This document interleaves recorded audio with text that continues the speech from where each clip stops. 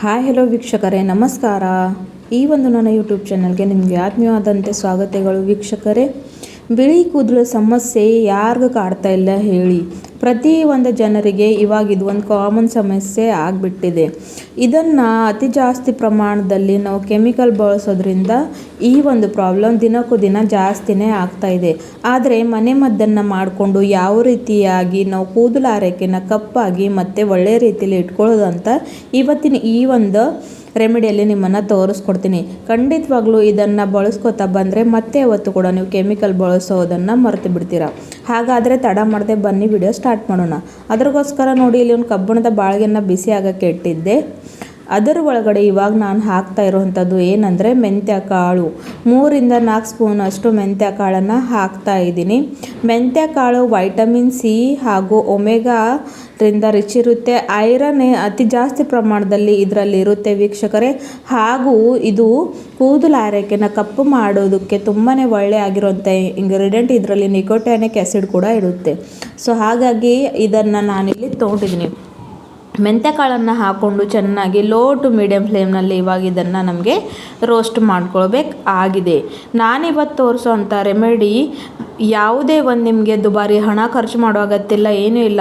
ಮನೆಯಲ್ಲೇ ಇರುವಂಥ ಇಂಗ್ರೀಡಿಯೆಂಟ್ಸ್ನ ಬಳಸ್ಕೊಂಡು ಈ ಒಂದು ರೆಮಿಡಿನ ಹೇಳ್ಕೊಡ್ತಾ ಇದ್ದೀನಿ. ಖಂಡಿತವಾಗ್ಲೂ ಇದನ್ನು ನೀವು ಒಂದು ಸಲ ಬಳಸಿದ್ರೆ ಸಾಕು, ನಿಮ್ಮ ಕೂದಲು ಒಳ್ಳೆ ರೀತಿಯಲ್ಲಿ ಕಪ್ಪು ಬಣ್ಣಕ್ಕೆ ತಿರುಗುತ್ತೆ.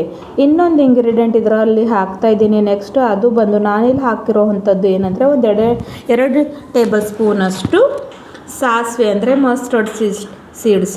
ನಿಮ್ಮೆಲ್ಲರಿಗೆ ಗೊತ್ತಿದೆ ವೀಕ್ಷಕರೇ, ಖಂಡಿತವಾಗ್ಲೂ ಇದು ಮಸ್ಟರ್ಡ್ ಸೀಡ್ ಕೂಡ ನಮ್ಮ ಕೂದಲು ಆರೈಕೆಗೆ ಹಾಗೂ ನಮ್ಮ ಕೂದಲಿಗೆ ಒಂದು ಪೋಷಕ ನೀಡೋಕ್ಕೆ ತುಂಬಾ ಒಳ್ಳೆಯ ರೀತಿಯಲ್ಲಿ ಸಾಸಿವೆ ಎಣ್ಣೆ ನಾವು ಬಳಸ್ತಾ ಇರ್ತೀವಿ.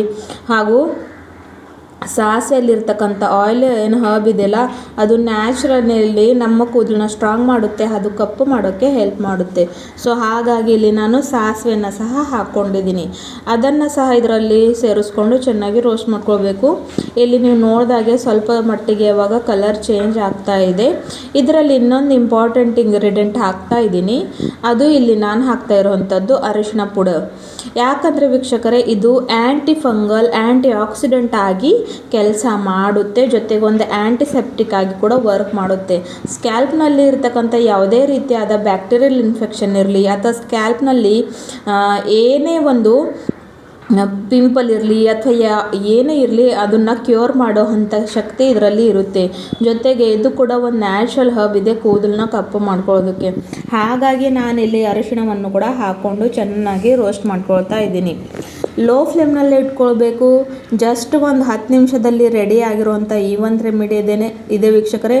ಇದನ್ನು ನೀವು ಬಳಸ್ತಾ ಬಂದರೆ ಮತ್ತೆ ಕೆಮಿಕಲ್ ಬಳಸೋ ನಿಮಗೆ ಪರಿಸ್ಥಿತಿನೇ ಬರೋದಿಲ್ಲ. ಸೊ ನೋಡಿ, ಇವಾಗ ಕಲರ್ ಕೂಡ ಚೇಂಜ್ ಆಗೋಕ್ಕೆ ಸ್ಟಾರ್ಟ್ ಆಗಿದೆ ಅಂತ ಇಲ್ಲಿ ನೀವು ನೋಡ್ಕೋಬೋದು.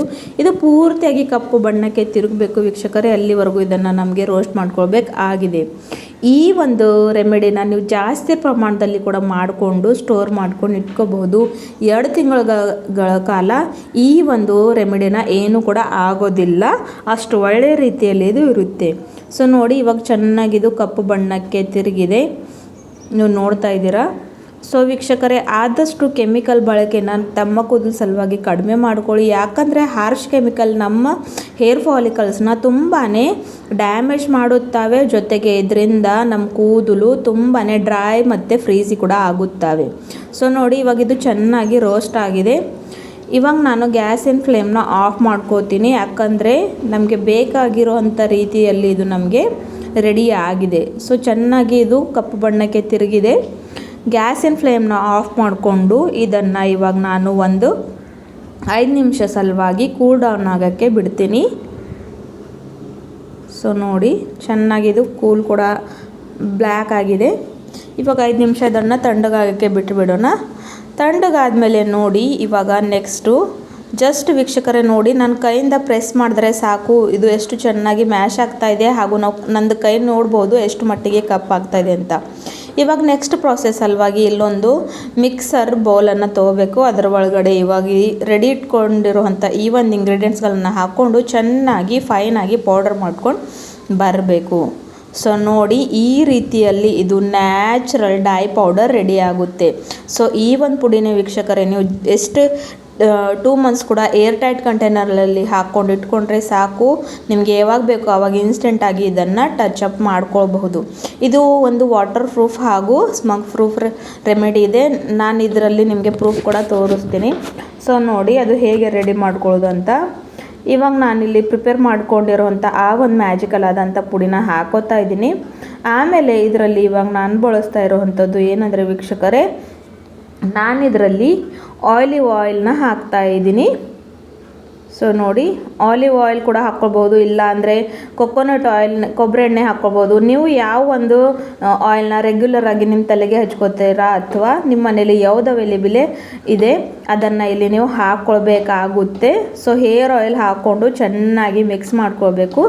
ಮತ್ತು ಎಲ್ಲ ಕಡೆಯೂ ಎಲ್ಲೆಲ್ಲಿ ನಿಮಗೆ ಬಿಳಿ ಕೂದಲ ಸಮಸ್ಯೆ ಇದೆ ಎಲ್ಲ ಕಡೆಯೂ ಇಟ್ಕೊಂಡು ನೀವು ಹಾಗೆ ಬಿಟ್ಬಿಟ್ರು ಕೂಡ ಏನು ಪ್ರಾಬ್ಲಮ್ ಆಗೋದಿಲ್ಲ ಈ ವೀಕ್ಷಕರೇ. ಯಾಕಂದರೆ ಇದು ಏನು ಒಂದು ಡ್ಯಾಮೇಜ್ ಮಾಡೋದಿಲ್ಲ.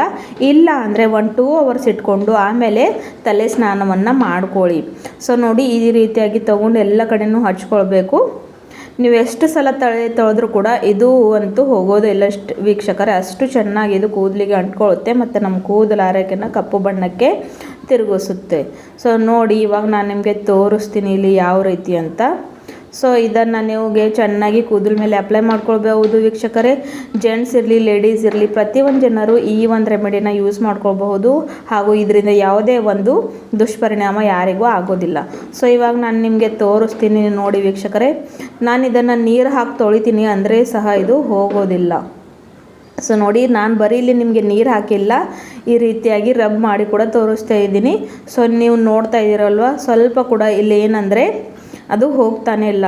ಸೊ ಬೆಸ್ಟ್ ಆದಂಥ ಈ ಒಂದು ರೆಮಿಡಿ ಇದೆ ವೀಕ್ಷಕರೇ. ನಿಮಗೆ ಕೆಮಿಕಲಿಂದ ಬಚಾವ್ ಮಾಡೋದಕ್ಕೆ ತುಂಬಾ ಒಳ್ಳೆ ಆಗಿರುವಂಥ ಈ ಒಂದು ರೆಮಿಡಿ ಇದೆ. ಇದನ್ನು ಟ್ರೈ ಮಾಡ್ಕೊಂಡು ನಿಮ್ಮ ಫ್ರೆಂಡ್ಸ್ ಫ್ಯಾಮಿಲಿಗೂ ಕೂಡ ಶೇರ್ ಮಾಡಿ. ಪೂರ್ತಿ ವಿಡಿಯೋ ನೋಡಿದ್ದಕ್ಕೆ ಧನ್ಯವಾದಗಳು. ಮತ್ತೆ ಸಿಗೋಣ. ಬಾಯ್ ಬಾಯ್.